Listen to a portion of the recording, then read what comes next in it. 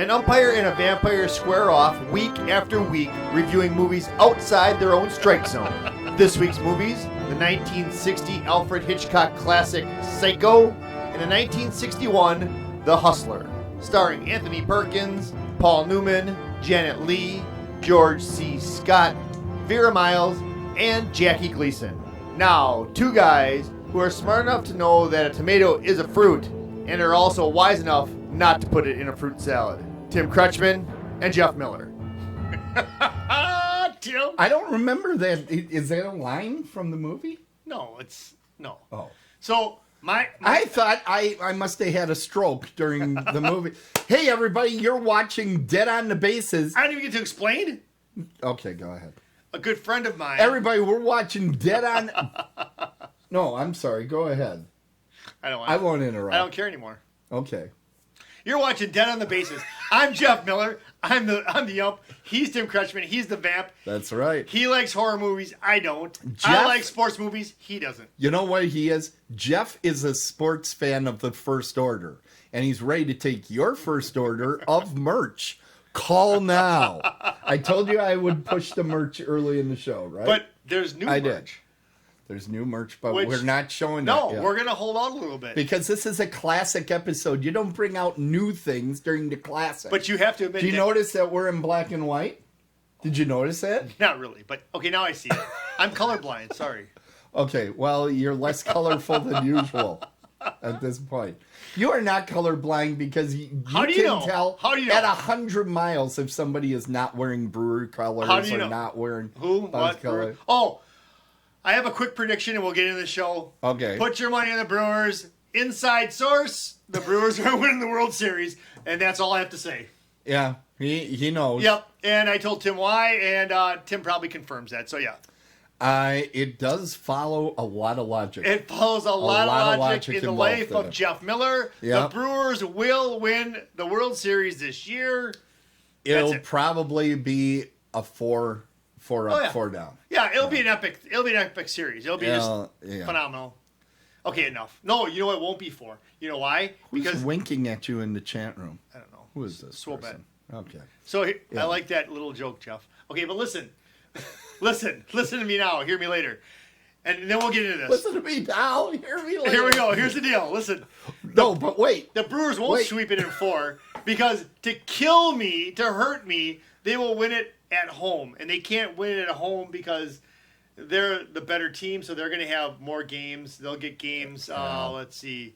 So 1, 2, 3, 4. They'll get 5 and 6, whatever. The Brewers will not win it in 4 games. Should we tell everybody what we're going to be talking about tonight? Absolutely. Okay. Well, I assigned to Jeff the classic film Psycho. That scared you. Okay, yeah. And you assigned me? The Hustler. The Hustler, which prequel. Is not the book. No. The magazine. No, it's not. It's the prequel to Color of Money, which you'll get next season. The prequel. Well, okay. Well, what some would call it the original. Oh, I guess. Color of Money was a sequel that was made like 35 years later. Oh, so that's the original. So wait, so then when they do like an original like Star Wars 4, 5, 6, and then when they did 1, 2, 3, those were prequels. They're prequels because they came out after the first one came, but they're sequentially in chronological order. And the cool thing about this show is that because I know nothing, you guys all learn a lot. You know, it's true, right? actually, something for everybody to know. What? When we open up the scoreboard later, Jeff already has a point that he won on Tuesday. Because he had such a great question about cosmic horror. And I said, that's worth a point, and that will be on the scoreboard. I didn't know that rolled over. So those of you that didn't see Tuesday's show, you got to go back and watch Tuesday's show to learn that now. But Tuesday's show, real quick, is Dead On. So all 4 Dead On movie reviews. Right. This is Dead On the Bases. See, it's like a branding thing. Are we a prequel to that? That's a good question.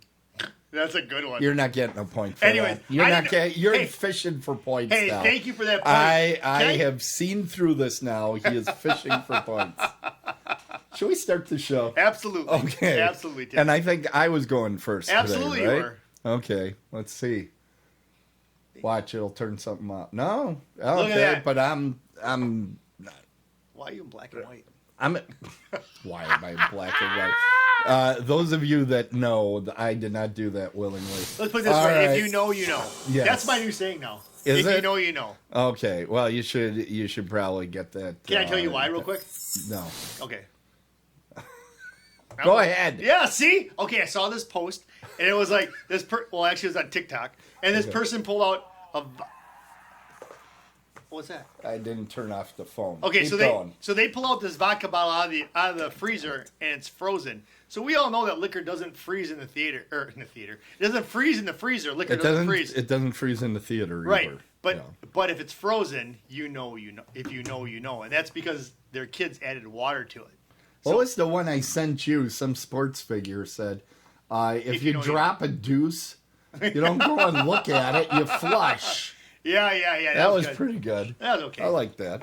All right. Oh, and if you want to reach me, you can go to Tim at otherworldlyculture.com. That's My mailbox is full, so don't send me anything. Yeah, that's because of all the fans. Now, tonight, I am going to be reviewing the classic film, The Hustler. And as always, we have some little pictures for you to look at. They're black and white, too. And I'm going to tell you right now, one of the best things about this movie is the black and white. Thank you. The black and white photography is gorgeous. When you look at it up... Am I looking at it? What are you looking at? At the clips? Do I look like I'm looking at the clips? Yeah. Okay. When you look at these clips over here... You got that shit down. Well, stuff down, sorry. Yeah. Good job. Oh, that was a bad ring. That was a bad ring, yeah. Oh, he's sleeping. The picture quality it was gorgeous to look at. Okay, so what's the movie? Fast Eddie Felson, who is played by Paul Newman, challenges Minnesota Fats to a game of pool. Am I allowed to spoil these? I think we can spoil. I want to ask you about right? Psycho too, but the reason why he's challenging him because Fast Eddie Felson wants to be the best pool player. It's basically like the Old West, right? Calling out the gunfighter, right. But go ahead. And I think I can. All right. I think I can. That's what Thomas the Train said. I think I can. I think I can. Yeah. No, go ahead. Why not? You know what I mean? I think so. For tonight, it is a classic. We're going to be spoiling the hell out of these movies. So I can spoil too. Yeah. Kick ass. Yeah, because I don't know how you would review it. Yeah. So it would hurt you more than me if we couldn't do spoilers. So. That's what she said. Hold on. Oh my gosh, that's pretty cool. Yeah, you saw it last week too. I forgot. Yeah, you forget things. Anyway. How come that wasn't in black and white? What color is this? I am number one. Thank you. Yeah.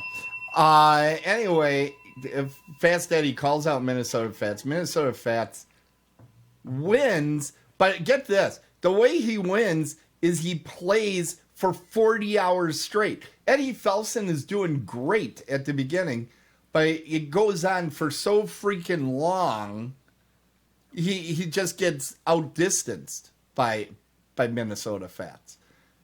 Okay, so he loses. He feels like a loser. He picks up a chick at the train station. Wow. Piper Laurie. And wow. What's her name? Piper Laurie. Yes. And she is a total downer. I know. And really dull. Alcoholic. To boot. Not very interesting. And she's a great actress. I'll say this was the character, not the actress, because... Well, I'll tell you. Tell me. Bring it. She took a hiatus from filmmaking, came back and got an Oscar nomination for her role in Carrie right after this movie. Absolutely. But like 20 years later. It's another horror movie for you folks. Yeah, it's a horror movie. You'll be getting it. I don't want that one. Yeah, you do. No, I do. You really do. Anyway...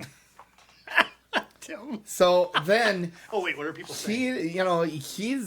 He was fun to be around. He gets with her. He becomes no fun to be around. so much so that she kills her fucking self. And then whoa! I hit the mouse. And then wow! He goes back and beats Minnesota Fats because now he has character. Like physically beat him, like in the head. No, he won the game of pool. Now, well, when you said beat him, okay, let me first ask you, why is pool a sport? If you can play this while wearing a suit and smoking and drinking liquor, is it really a sport? You can do that in any sport. Jim Leland does it he did it for the Pirates. You got John Daly doing it on the golf course. You're not allowed to drink liquor if you're doing NASCAR. You can. You could. They never let you smoke or drink in the ring in one of the two most important sports out there, All-Star Wrestling. You know? And they also don't allow you to drink in the Parakeet Tractor Pool. But you can drink in NASCAR. How do you think those guys get in wrecks? They've been drinking and driving. Yeah, it's not that difficult to drive. You're just making a left-hand turn. You're going in circles. It's a left-hand turn. They don't even need the wheel to go all the way the other direction. No, they got little tape marks on the wheel. Know how far they are. Their speedometers are cocked. It's not really in a sport. Yeah, but sitting around the bar and hitting balls. But think of how I'm having a hard time with this. Yes. How coordinated you need to be able to drink and still hit a ball into a hole. I'm going to tell you something. A lot of people don't know this, but in my past, I was a pool shark. Really? By that, I mean we had a pool in our basement, and when I would play alone, I always won. When I played somebody else, I let them win. That's a good host. It was a good strategy. The problem I had was here I was getting them ready, and then they'd leave. And you were setting them up. Absolutely. You were setting them up. Absolutely. Now, this movie was shot in CinemaScope in black and white. Oh, you ran CinemaScope. That was part of my trivia. It's obvious. Look at how long some of these pictures up there. I had to crop them so they would fit. I didn't know that. I didn't even know that's what that meant. CinemaScope is gorgeous, and it's usually used for action movies and big scope type films. The other thing that's kind of neat about this is a movie that was made in, I think it's 1960 or is it 61? Okay, 61. Get your ears. And they have a pre-credits scene. That usually doesn't happen, and there's a reason I'm very excited about the pre-credits scene. You'll hear about that in a moment. But they didn't do that too much in the early 60s. Later, something called a cold open, which is a pre-credit scene, but has nothing to do with the rest of the movie, was popularized by the James Bond films. I get that. Let me just ask you. Can I ask you something real quick? Yeah. I'm not looking for points. But when you're saying a pre-credit... when you're saying pre-credit, you're meaning they're putting up the actors and the actresses before the movie starts? Right. Before the credits scene, there's a scene. And in this one... What do one... you mean the credit scene? You mean the title of the movie? I'm serious now. Yeah, before the title of the movie, they have that one scene where they're in the bar and they do that first... Well, they do that. Hustle, they do that in my hustle. movie too. There's the people's names are up there beforehand, right? No. First, it's the music that, and then they start in the city. But I thought I saw people's names up on the screen. No, okay. So this is where I'm confused. Yes, you're correct. Yeah. The people's names. There's a whole sequence of the movie before the credits. Generally, I see what you're saying. Yeah. And this has got to be one of the earlier ones. Yep, it probably happened in the 50s, or there might have been a few.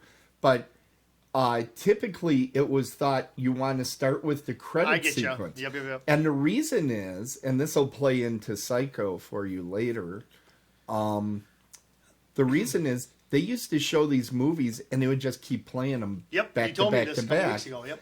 And you wanted that in there so that you knew, now this movie's starting. Because you might have had two different movies going back and forth. So you want to know which one you're about to get into. So people that are viewing real quick, Yeah. If you want to see a modern version of that, watch Big Bang Theory. They'll have a scene, and then they'll go to the credits, right, and then go to the show. Correct? Right. There you go. And they do that. that's really been a thing. Actually, it's a lot now that they do pre-credit scenes, and that's because they want to get you right into the action. Makes sense. Because keep you hooked. People, you watch some of these movies in particularly the early '60s that didn't do this. Yeah. It would go for it seemed like 5 minutes while they were doing cartoons and stuff. I remember the Pink Panther movies were always big offenders of this. It was like a little cartoons and all this stuff. And it's like, God damn it, would you just get into the movie? It just go on way too long. We're also being told by Elsno Rapido that Malcolm in the Middle has good cold opens. So. Oh, opens. Yeah, a cold open, the difference between a cold open and a pre-credit scene is a pre-credit scene, it could be part of the story. It's, and it continues afterwards. So what's a cold open, like nothing? A cold open is something unrelated. The best examples of that is all the James Bond movies. They start and they show like a little mini adventure that he did somewhere else. And then he gets called into the office of Q and he gets whatever the adventure for the movie is. Did you see the new one's coming out October 8th, I think? Yeah. Oh, yeah. I know. Yeah. I know. I'm not the biggest fan of Daniel Craig. I'm not. Now, just wait. I know we're going a little bit off topic here, but didn't he suck you in Casino Royale? Okay, I first of all, I'm not going to say that he sucked me off like that. I didn't say it. Sucked you in. I can't believe you said that. It's very offensive. He drew me in on Casino Royale. Are you kidding me? I didn't really like Casino Royale. You didn't? No. Wow. Because they changed the character of James Bond from a sophisticated spy into a thug. And I felt like we already had a lot of thugs. I also felt it was kind of derivative of Bourne Identity. It kind of went very Bourne Identity. Yeah, I kind of see that, but... Which James Bond had its own thing. The other thing is, this is a really unpopular opinion, I thought Pierce Brosnan was still doing all right. I did. I thought he was okay. But I was really mad when... they got rid of Timothy Dalton because I believe those are two of the best movies. No. So anyway, really? Yeah. So I'm a huge fan of those two Bond movies. Here's what I thought about. And George Lazenby's I'm a big fan of. Hold on. Because I'm not going to let that go. George Lazenby's on His Majesty's Secret Service. Wait, let me put on the waiter. My it's getting deep in here. second favorite Bond movie. My favorite is The Spy Who Loved Me, but the second favorite is Her Majesty's Secret Service because Emma Peel is in there, and the stunt work is freaking phenomenal. Well, unbelievable. I'll have to watch that one again. We'll have to watch that on a 120-inch theater at some point. So, is your mom? Are you winking because your mom's coming too? No, that's my brother. So anyway, now knows. Now listen to this though. But wait. So this is what I thought about the Bond series, and we'll get back to The Hustler. Okay. But I thought what they did with Daniel Craig is I thought that it was like putting on those pads. Like he had to to jumpstart. They had to jumpstart the Bond series. They had to really come at it pretty hard. And I think they did that with him. Don't fix it if it's not broke. Is my opinion. Well, then why are they gonna have a female Bond coming up next? Yeah, I heard about that. That's kind of dumb. You already have I don't like that either. You have Atomic Blonde if you want to go watch yourself some female. That's my point. Thank you. James Bond is one of a genre. Yep. Leave James Bond, Bond, you're right. and the other stuff. And I felt thank you. We're on the same page with that. Good. Oh, thank God we got there. Okay. Wait, what show were you watching this week? The Hustler. Okay, so we finally get. She killed herself. He beat Minnesota Fats. Where are you at? Yeah, George C. Scott then talks about staking Felsen. I don't even know George C. Scott's character name is Biff or something. No, it's not. I'll tell you because I watch this. Biff. Because I know everything. Yeah, go ahead and open up the IMDb. I'm not opening up anything. I know everything. Oh, that's His name is Bert. Bert Gordon. Bert Gordon. Just like Gordon is George, so that's the way to remember that. Gordon was a character in Sesame Street, and Bert is a character in Sesame Street. There you go. That makes Minnesota Fats Ernie. I think we found a connection. Whatever. But George C. Scott is very good in this movie. He is. and he's kind of like the bad guy in the background. He's kind of like an Iago type of character. What? What's Iago? Kind of the villain that you don't see coming, and he's just kind of like a plotter and all that.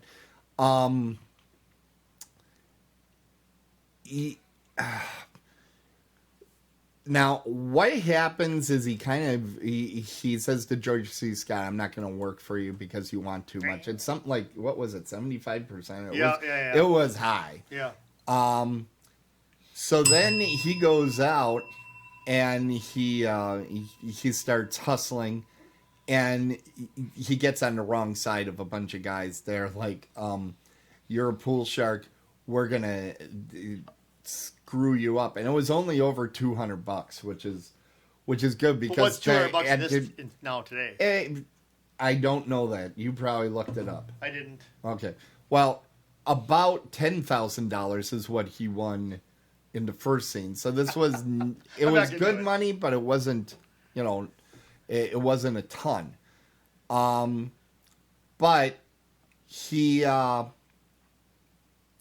gets the shit knocked out of him, and there's this great shot. Instead of showing him getting punched and all this, you just see him pushed up against one of those smoked glass windows, and you hear the sound effects of his thumbs being broken. Yep. Yes, and you do. Yeah. Then for like the next 20 minutes in the movie, he's a klutz, and he's all thumbs. Thank you. Thank you. Yeah. But then he decides to go back to Scott, and he says, "Hey, I'm willing to work for you." And that's when his girlfriend says, "Oh my God, I'm going to lose this guy to the game of pool," which he absolutely was going to do. That was never going to happen because every sports movie, as I've pointed out, is either about drugs or it's unbelievably depressing, which of course this one was as well. It was a depressing movie. I'm sorry for doing that to you, but yes, it was depressing. But you need this in order to see the sequel, The Color of Money, which I've actually have seen both of these movies before. Yeah. You saw this before too? Yeah. Oh man. Yeah, I'm a student of film. I watch a lot of movies. But now this movie again, the cinema, the way the camera shots are put together, the crispness of the black and white. It's a joy to watch, except for about Act 2. Everything with Piper Laurie, they could have cut that whole story out. It would have been beautiful. In fact, that movie did get made.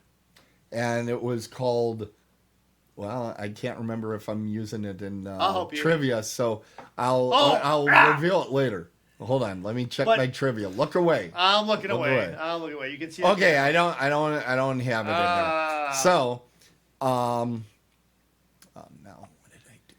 Okay, in the classic Twilight Zone. You've heard of Twilight Zone, right? Yes. Okay, good. In there was an episode called A Game of Pool. Yes, okay. And I know Jack Klugman's in that.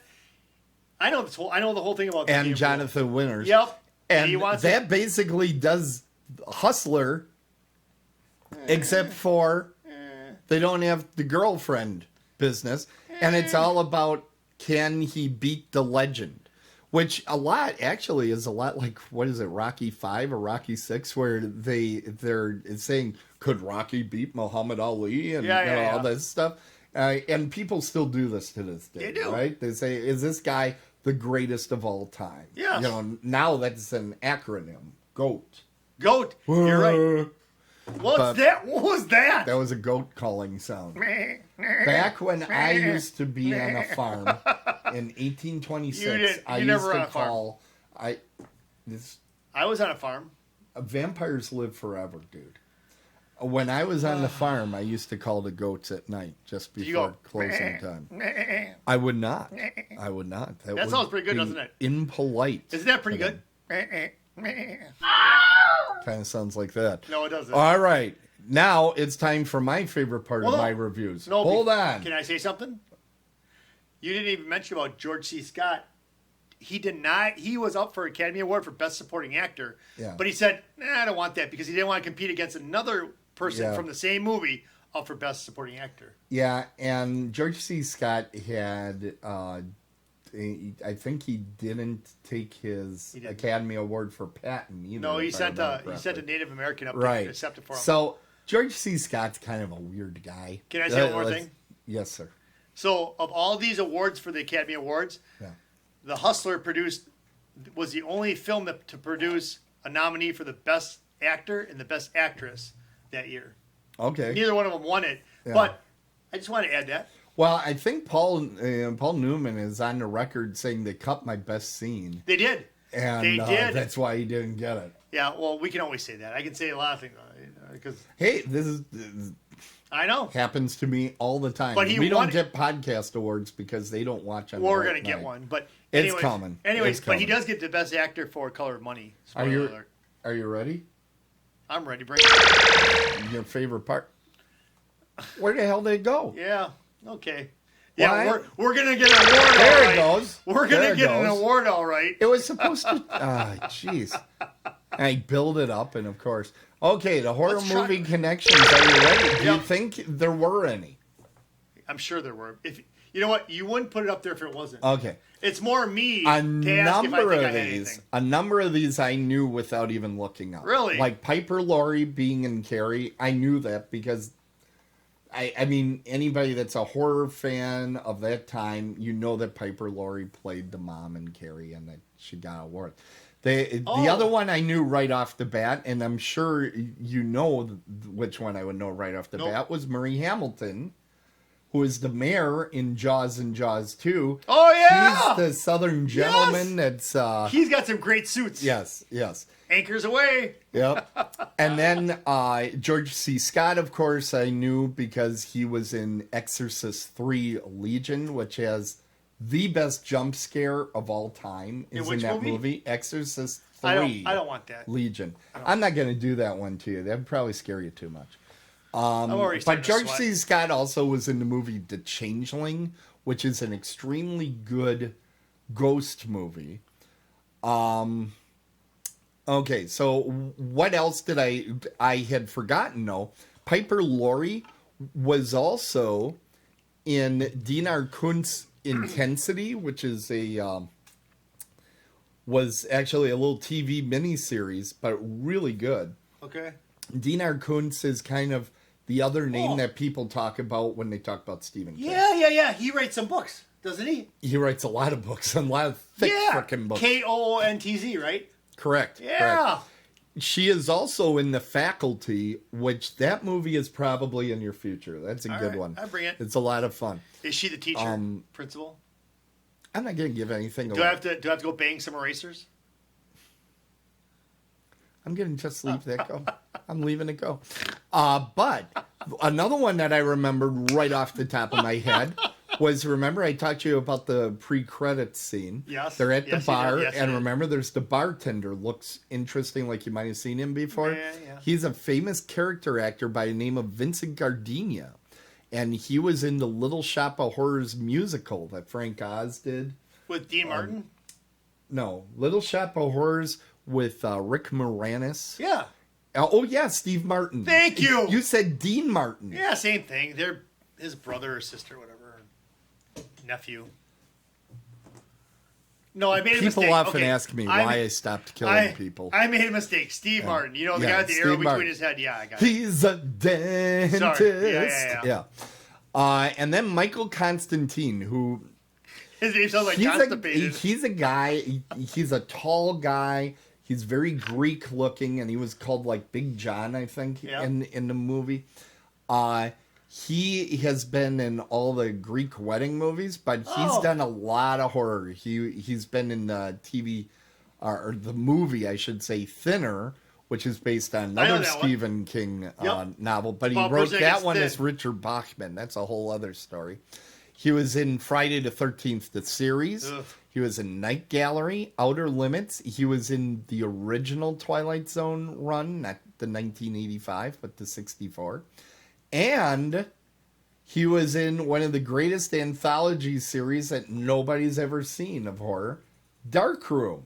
I've seen that. You have not seen Dark Room. I'm down with Dark Room. With Lee Marvin. Yeah. Okay, it has James Coburn. Anyway,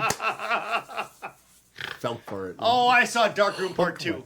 Yeah, The Deuce. It is excellent. It does also have one episode that has Billy Crystal in it before he was a star. Yeah, really, very interesting show.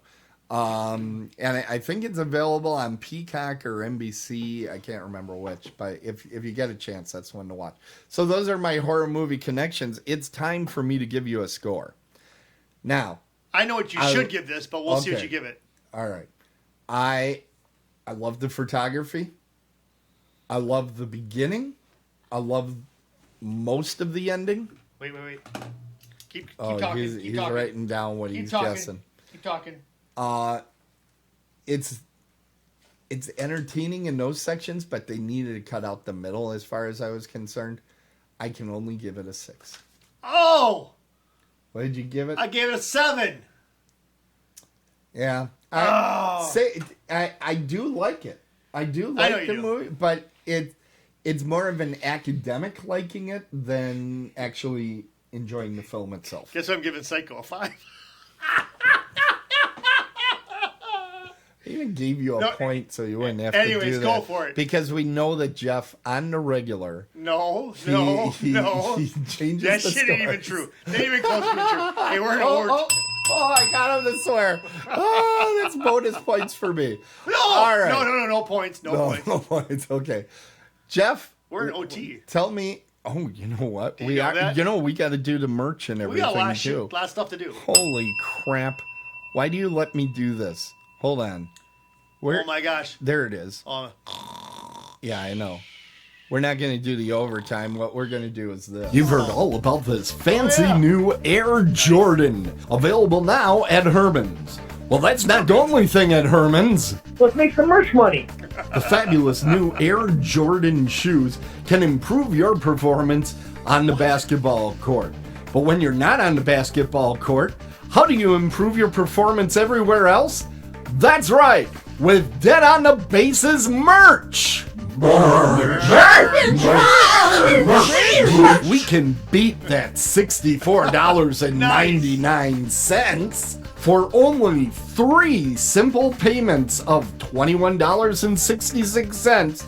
You can get this fabulous shirt. Get your Dead on the Bases merch right now. And you can... Open it up Muskego style! Tim, that's way too expensive. I think that's the actual cost. We'll autograph it. And we'll do it up. at cost. You know what? We're going to take pictures. You know, if you want one of these, by the way, the best way is to email the show. My mailbox is full. I have to clean it out tonight. He's Jeff at otherworldlyculture.com. I'm Tim at otherworldlyculture.com. Yeah, that's what we call ourselves. He's the master of merch. He's the cheerleader. I'm the fear leader. There you go. Did you say that? You know what else is coming up? What? Oh, I know. Horror. Look, now, 49 days. We're now at 49 days. 49. The clock is ticking. I'm happy to see that 49 because at 49, that was my bus number going to school here at Test Corner School in Muskego. Your bus number. It was. I had a little sign that I wore that said bus number 49. Why were you wearing numbers on your bust? I took this little bus around my head with some yard and said 49, whatever. But you know what the thing of it was is I didn't even need to get on a bus because my mom picked me up, so I don't even know why I wore the stupid thing. I don't even know. What? But anyways, just happened? Look at this. Tim, we are not going to win any awards. I know. That's supposed to go. Why is it not going? There, it's flashing. Wow. I don't know what just happened. We are going to be working on that one after the show. Are we really? Yeah, I'm not happy right now. That doesn't make any freaking sense. Anyway. So back over to my movie, or no? Yeah, let's. You know what? I think people want to hear about your movie. Psycho. You know what? First we do that, of course. There we go. They know who I am. You know, a sports fan, and then I get to Psycho.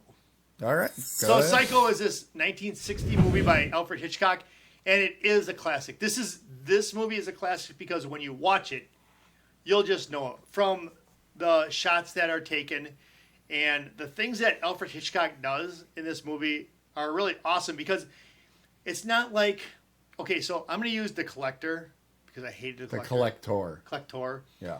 Everything Say it right, by God's sakes. Everything was right there in front of you. I mean, like, in your face, this is what's happening. With Alfred Hitchcock and his first horror movie ever, it like lets you think about things. It lets you marinate things in your head, what's going on. It's really kind of cool because it's more of a psychological type of movie where it's actually not, but it is. Okay. And I really like this. I mean, I'm not a fan of horror movies, but this, to me, wasn't a horror movie. So if you're not a fan of horror movies, no, but wait, I don't mean that in a disrespectful way. I know you don't. But this, to me, was something that I could sit through and watch and enjoy. This is something that I didn't turn away once.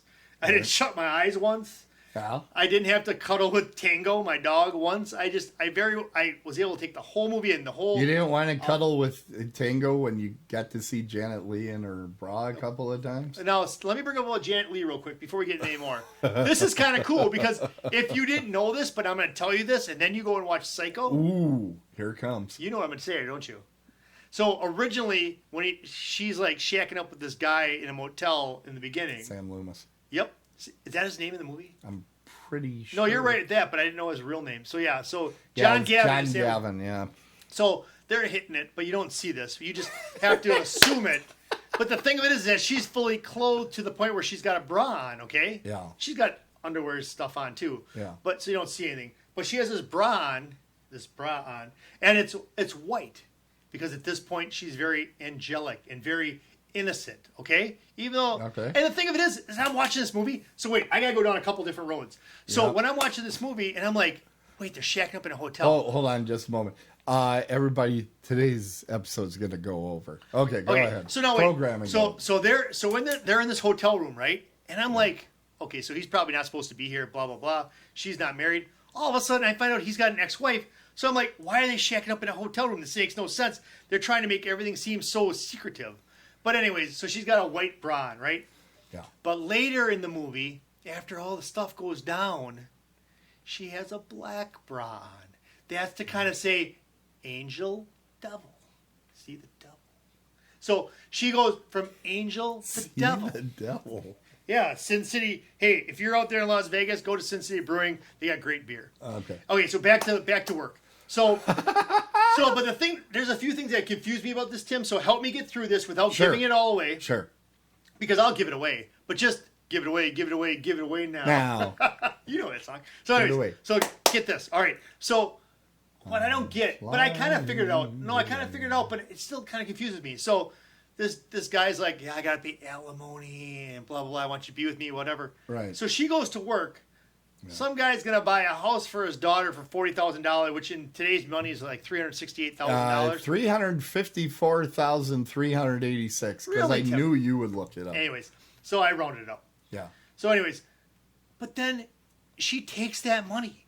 I was blown away at this. I'm like, why is she taking this money? Because, well, then I figured it out, right? Because she wanted to be with him. But she shows, but this is what pisses me off a little bit.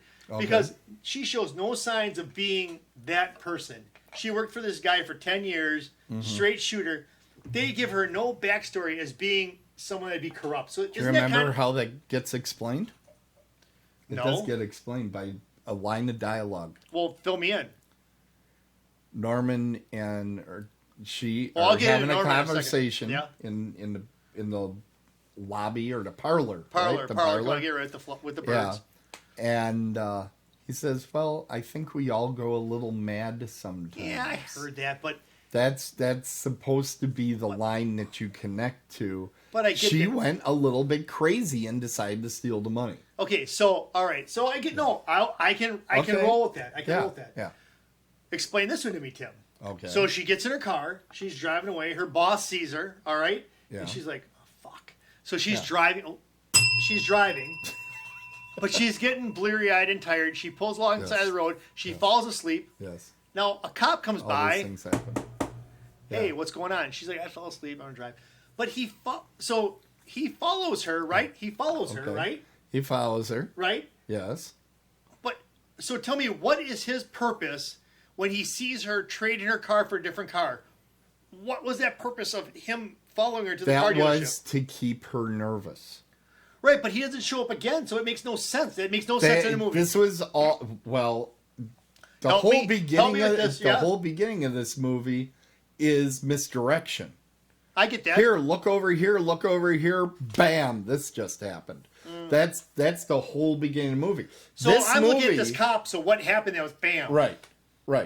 Because I'm serious. This is the first movie where Alfred Hitchcock told movie exhibitors, do not let anybody in after the credits. Uh-huh. The reason is it would spoil the second half of the movie. It would screw it up completely. The reason the shower scene is as shocking as it is because you don't see it coming. Right. Boom. All of a sudden, what the hell? Because you said before, we even talked even last week, that they used to have movies that would run continuously. Right. So they didn't do... Alfred Hitchcock actually had a cutout in the lobby when this movie came out, and they would say over loudspeaker, 10 minutes of psycho time, 5 minutes of psycho time, and count it down. So I get that. Psycho time. But that's what they said, psycho time, right? So maybe the reason why the cop was there is to say that every time I arrive somewhere. I thought you were going to say it when I get here. But so I'm thinking that, okay, very funny. So I'm thinking the cop was there to kind of put in her head that she could go to a hotel on the way, whatever, and that's why she ends up at the Bates Motel. Well, okay.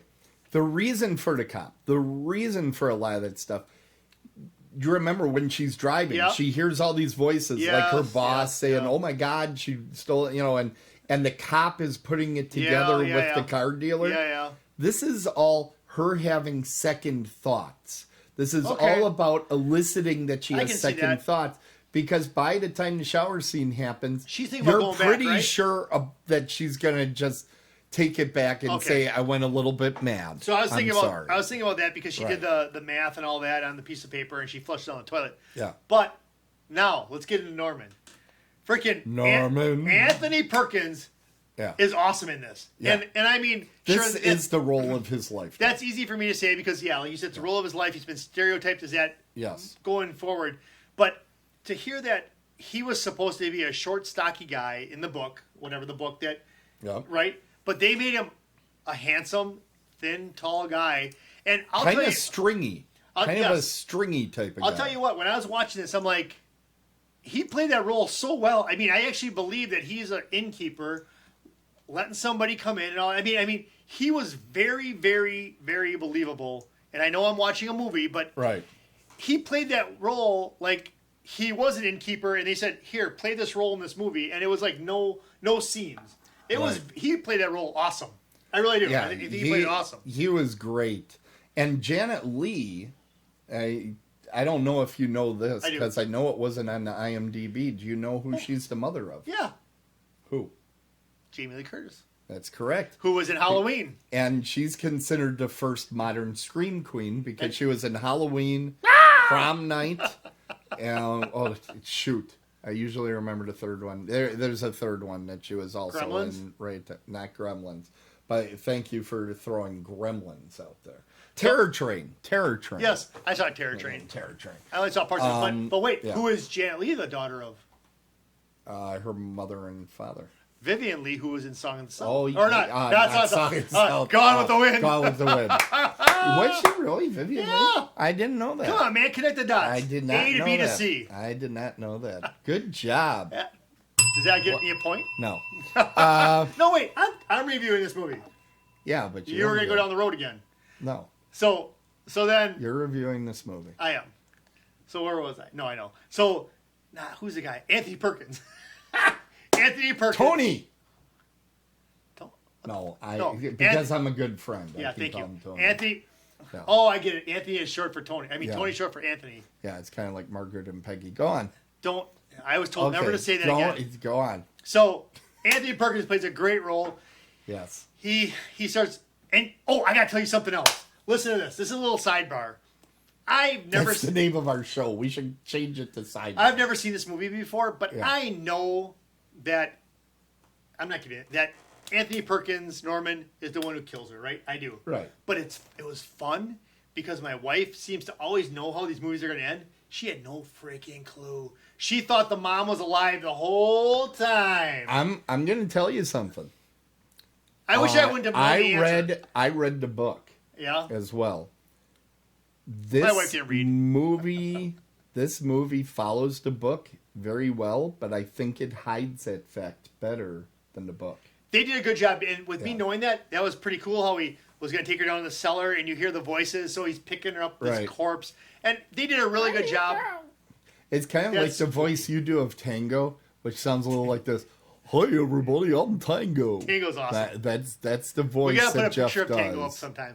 But Tango's awesome. So what happens is, so he kills her, whatever, and then people. Oh, we gotta bring up about the stripper. What's her name? There's a stripper that was the body double for Janet Leigh. Yeah, I don't remember her name, but she was the one that when they pull her dead body out of the tub, it's her body. No, it's also her in the shower when they're killing her. Oh, is it? Okay. Oh yeah, I do my research. Okay. Especially when it comes to strippers. Yeah. She was a stripper from Texas. It actually took them a week to make that scene. It was 58 shots and 72 cuts or something like that. 72 cuts in 45 seconds. There's actually right round. There's actually a movie about that, so go and watch that movie. It's pretty cool. I haven't seen it, but it's cool. I tell people, honestly, there is a movie called Hitchcock that is all about the making of Psycho, and pretty well that's the only thing it's about, and it's excellent. It's absolutely excellent. Well, I haven't seen it. But, so, he kills her. So now, everybody's like, where is she? Where is she? She didn't show up for work. Then the sister gets involved, and she's like, where is she? Where is she? Nobody knows. And then they think that they're going to go to see John Gavin, who she was hooking up with, who was single, even though he was playing it off like he was married, but he wasn't. He doesn't know where she's at. So they get a private investigator. He tries to find him. Can I say what happens to him? No. Sure. He dies. And then... Dun, dun, dun. How does he die? Well, you might as well tell. Well, he's going up the stairs. Yeah. And then Norman Bates, dressed up like his mother, comes out and kills him. But what happens then? There is this incredible shot of him going falling backward. It's a lot like Die Hard. Awesome. It's a lot like Die Hard, where Hans is falling off the Nakatomi Tower. Yeah. Nakatomi Tower. Actually, can I say something? That particular effect, Alfred Hitchcock used in the movie Saboteur as well, where a terrorist is thrown off of the Statue of Liberty, if memory serves. And the guy that played the terrorist ended up being the grandfatherly doctor on St. Elsewhere that everybody loves. But he was a terrorist as a young man in an Alfred Hitchcock movie. Alfred Hitchcock was actually ill. He was sick when they shot that scene of the detective. Arbogast getting killed? And he came back, he said, it kind of looks like Arbogast is going up there to kill somebody, so let's reshoot it. But he was happy with the effect of him falling. He was just not happy with him going up the stairs. You're impressed right now, aren't you? I am. I'm fucking impressed. And impressed. Arbogast is played by Martin Balsam, who's a famous character actor of the time. Hey, what does that mean? Character. I was going to ask you. Character actor means he is not a lead. You know, he's not the good-looking, really, because you take one look at Sam Loomis, John Gavin. You go, this is a lead. You know, he's got a booming voice, and he's a tough guy. Like Cary Grant. That was the 50s. Martin Balsam is one of those guys that he's got a smaller part, but as soon as you see him, you kind of know who he is. And if you remember where they introduce Arbogast, they have his face is like all that covers the whole thing, and you're like, this guy knows what's going on.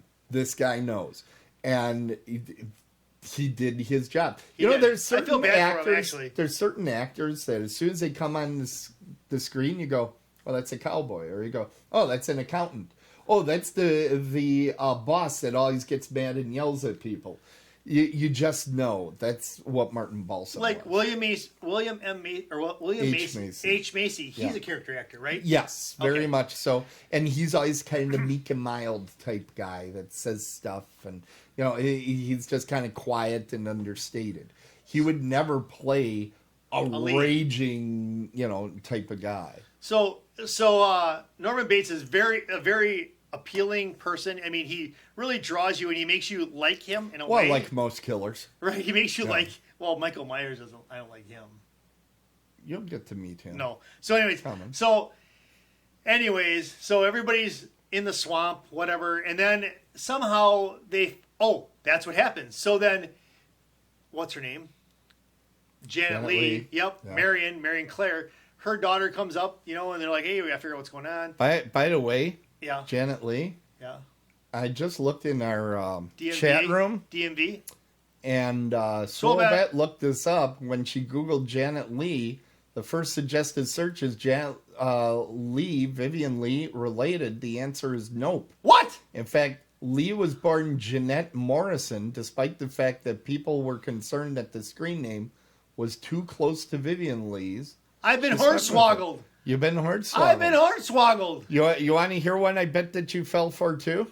What? Did you read anything that said that in the 75 cuts of the movie that you never see the knife penetrate the body? That you never actually see the knife go in? There is 3 frames. Oh my God, 3 frames. Well, people have studied this movie. I have a feeling. Yeah. Because it is a classic. It is a fantastic movie. Unbelievable. But there is 3 frames of the knife going into the body. I can show you it. Well, I'll show you it. No, is it into her or into him? Into her. Really? The knife going into her, I would say her stomach area.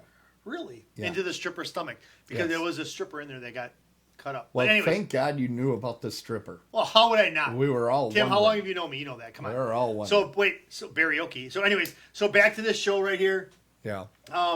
So, eventually, Perkins gets caught, whatever. Mm-hmm. But the part that I didn't like, I didn't like the very, very end. Well, not the Morris the very... the Explainer? Yes. Where they explain absolutely everything that happened. It was like, okay, Jeff, you're 2 years old. I'm going to explain 2 + 2 = 4. I didn't like it. I'm with you. They felt they needed to give that. I think they told too much. They could have found a different way to do it. Yes. They could have found it. I agree. Anthony Perkins at the end is very haunting. And didn't you feel, even though it was a movie that was made, 50 years ago or so, or 60, right? 1960. Yeah. Didn't you get the chills? I did. When you're watching it, I really did. Ooh, that's creepy. So that's creepy, So to be honest with you, they have a Psycho 2, a 3, and a 4. Yep. And I'm Psycho curious. 2 was written by the guy that wrote Child's Play and Fright Night, which you liked. I kind of liked it. But I'm curious how they spin this. So, because he's in it, I think Janet Leigh's in it also, right? No. No, she's in a flashback. She's in a flashback. Lee. Oh, my God. Vera Miles is in it. Janet Leigh's in it in a flashback. Right. Vera so I kind of want to see that. So kind of mark that down for me. Okay. Now, wait. There's some sports connections. There are? Yep. Oh, my goodness. Hold on.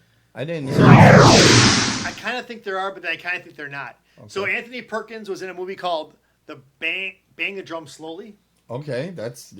He was in that. With James Caan, I think. No, maybe, but Robert De Niro's in it also. Okay. All right. There's another one in here, and I had it prepared in my head, but I've lost it. So what about this? Norman Bates is obviously a sportsman. He's stuffing birds all the time. That's a taxidermy, you bet. Right. And you know what? And those birds, that was because the next movie that Alfred Hitchcock made was The Birds. That's right. So he was a little precursor to that. Alfred Hitchcock is he was a smart guy. He really... I got something else. Okay. Okay. So, thank you. So, because this is important. People are going to want to listen to this because you may not have known this. They weren't listening until just now. So, Alfred Hitchcock, in all of his movies, he does a cameo. Right. Right? So, he's in there somewhere. Yes. So, in this one, he's in towards the beginning because he didn't want people to get fixated and look for him. Right. But what he originally planned was he was going to be in the shower with Janet Leigh when Norman Bates comes to knife her. But he didn't feel like the sexual part of that would have been good at the time of the movie was made. So Alfred Hitchcock was not in the shower scene. He decided to be in the beginning of the movie. Nobody believes this. That's the truth. Look at IMDb. Why? I don't believe you. He did. He was. This is more phony than. He was gonna wear shorts, but he was gonna be in the shower with her. No. Washing her back. No, that's not profusely. Even a thing. All right, give me a score. Damn it. You know what? I did like this movie. If for a person who doesn't like horror movies, I really did like this. I got to give it an 8. I think that's a fair score. Thank you. I think it's a fair score because I do think the ending goes on way too long. And if Alfred would have been in the shower with her, I could have given it a 9. Yeah, that was something that was going to happen. Hey, you know what time it is? It's the truth. You know what time it is? No. You don't? Trivia time. Haven't you ever done this show before? A couple times. There it goes. Thank God something worked today. I know, no kidding.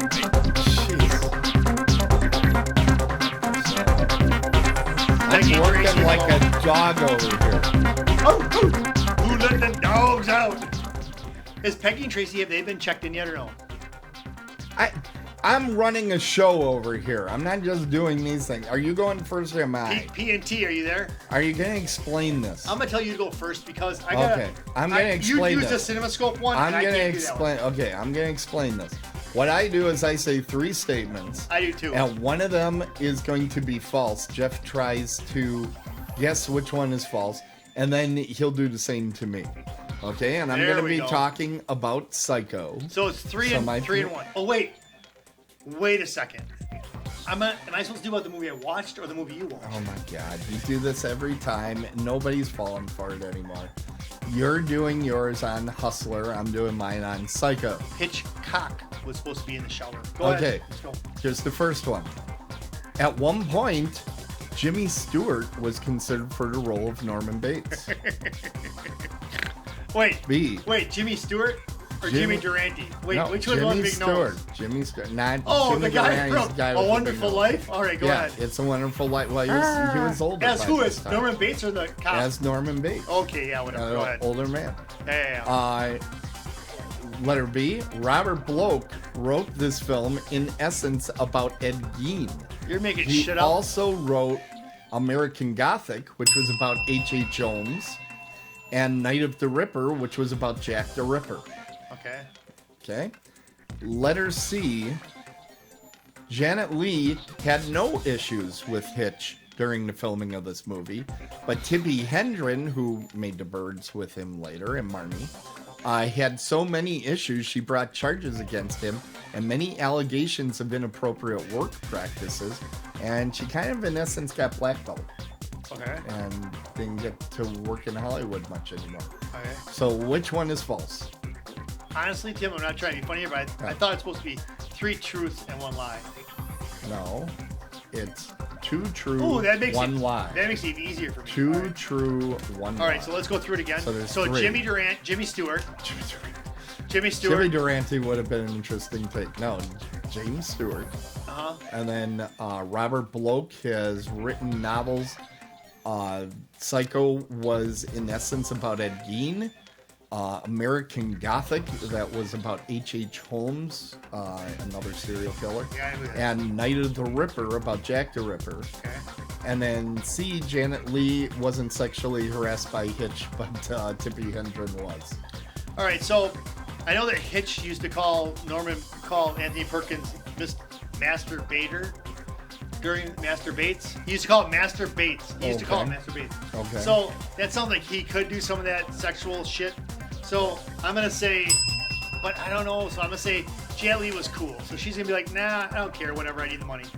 And then, let's see. So then, the one about H.H. Holmes, I mean, Ed Gein wore people's faces in that, but... Just pick one. No, just give me a second. I got to work this out. Ed Gein wore people's faces, but Norman Bates didn't. But Norman Bates, he kept a corpse, for God's sake. So, and then the first one, Jimmy Stewart, my God, as Norman Bates. Keep in mind, Piper Laurie was actually thought of for the role that Janet Leigh took. Yeah, I know, but that's in mine. Same time. Don't even do that. Yeah, okay. It's not though. But anyways, I'm gonna go A is false. False. A is false? You're sure? I'm going with A. Come on, baby. One time. Yes! That's what I'm talking Jeff about. is right. Yes. That's what happens when you talk these things out. Okay. Janet Leigh didn't give a shit about sexual harassment. I'm just saying that right now. That's not the case. Please don't hit things so hard. I hit think this. you disconnected something. No, we're still Stop on. it. Literally, something shook loose. Okay, keep going. Keep That's going. That's what she said. I don't have that button on this one. Ah, come on. You're Sorry. getting upset, aren't you? Let's go. We are so over time. That's already. okay. People think we're adorable. All right. The show gets longer every week. Go. In the Kentucky Derby scene, do you remember that? Do you remember the Kentucky Derby scene in the Hustler? I don't remember it. Okay. A horse was announced by the name of Stroke of Luck, which was one of the titles, possibly, of the movie. Okay. All right. They can't use a cinescope. So there was a misconception in this movie that Minnesota Fats was based on the real Minnesota Fats. So the real Minnesota Fats was originally named New York Fats. He changed his name to Minnesota Fats after the movie. Okay. And the third one is Willie Moscone was indeed the technical director for The Hustler.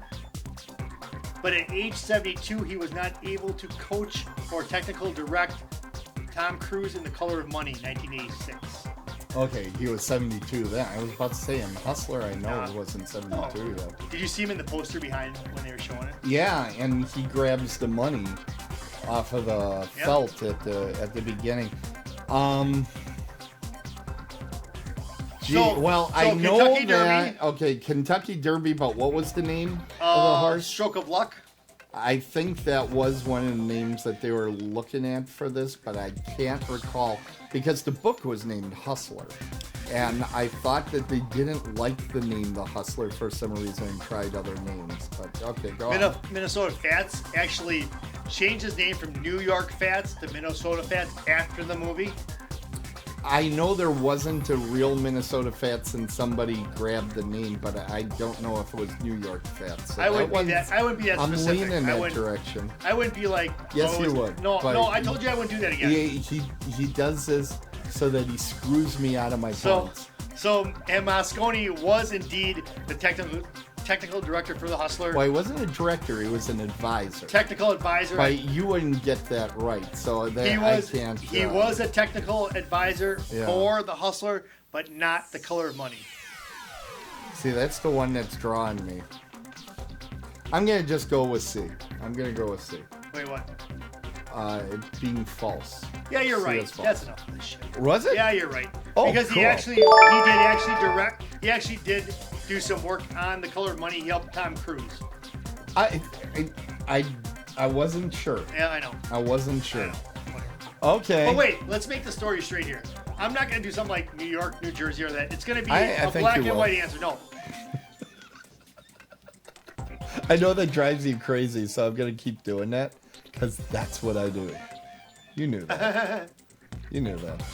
All right, time to go to the scoreboard. Who's winning? Well, that's what we're going to find out here. Oh, I got an extra point. Look at that. You got your extra point. So wow, you got yours correct, so you're going to have 6 there. And I got mine correct. That's 5. Now, you were an 8 in the horror movie. And I think I gave you a 6. You did. On sports. Man, that's close. Look at that. We're still at 31. Yeah. You know, these are the highest scoring baseball games of all time. There is no defense being played. No defense. Not at all. Pitchers suck. They're all on the juice. Hey, you know what, folks?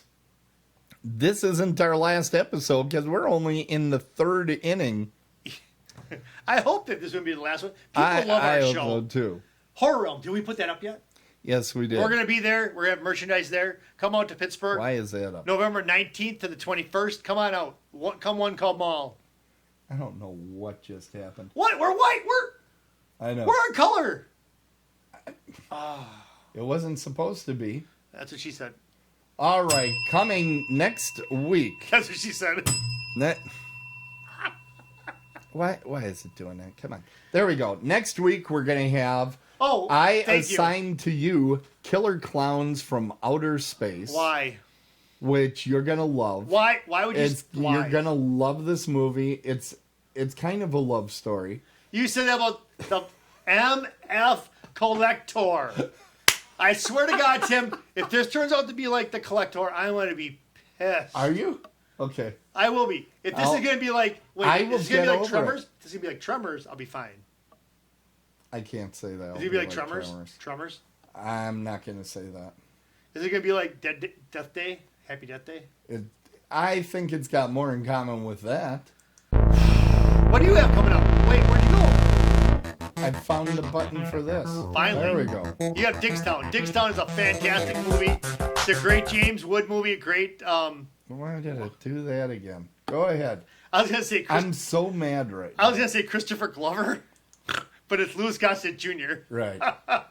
So you have James... Look at that. James Wood and Louis Gossett. This is a really good movie. Yeah. And it's in black and white again. You tell me. It's awesome. But Diggstown is one of the greatest movies that I've ever watched. Yes, You might be overselling this. I am. Okay. So it's a really good movie. Let's just put it that way. If this would be on TV, I would just tune in wherever it is and watch it. I just love this movie. It's a good movie. And plus it has that girl from Milwaukee in there. Her name is...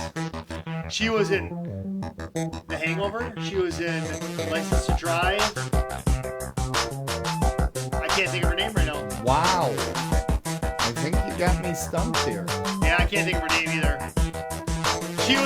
She was also in that movie about porn. What was it? It was she was Roller Girl in that one movie. Oh, Heather Graham? Yeah, okay. She's in here too. Woo! Thank you, Tim. Brought it home for us. Is there anybody good in Killer Clowns that I would know? No, probably not. Probably not. Dustin Hoffman? There is no one in that movie you would know. A midget? Is there a midget in there? There's no midgets. Okay. It's 100% midget free. Damn. We got, you know what? Wait, before you go. Thank you. Trogdor gave me Heather Graham there, but I got it on my own. I did not see that. But do you ever notice, Don't Count Chucky? Did you notice best theme song ever by the Dickies in Killer Clowns? You're going to be singing along. Cool. Yeah. But now, throw Chucky out there. Are there any horror movies with midgets? Leprechaun. Well, is that really? Yeah. Is a leprechaun different than a midget? Leprechaun is like 6 or 7. I know. Jennifer Aniston's in there. She's braless. What other one? There is none. Don't Look Now. He has a midget in there. Really? That's a horror movie? Yeah, you would not watch that. Well, then don't. Okay, we're done. There probably are. I'm drawing a blank right now, but there probably are. Okay. We're way over time, folks. Not really. We want to thank... You guys all enjoyed it, so you want us to go longer, but go ahead. Yeah, because I have infinite disk space. That's what it is. That's what she said profusely. Oh, God. All right. So it's time to close the crypt and call the game. Thank you for watching. Remember to share and subscribe. What is this? Look at this. Everything moves. You hit the damn... I'm a prima You hit the desk so hard. I'm a prima donna. I need to... Subscribe to our show and feed. You can find the show at otherworldlyculture.com and follow the show on Apple Podcasts, Amazon Podcasts, Pandora, TuneIn, Stitcher, Google Podcasts, and other fine places you find podcasts. Twitch. Or you can just find Jeff at your local bar.